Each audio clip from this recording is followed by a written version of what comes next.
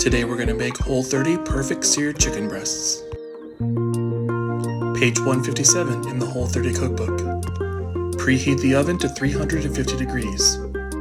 Generously salt and pepper each side of the chicken breasts.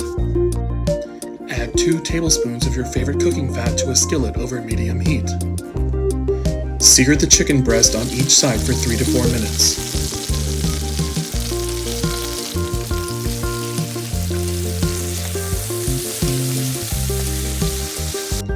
After the searing, bake in the oven for 10 to 15 minutes.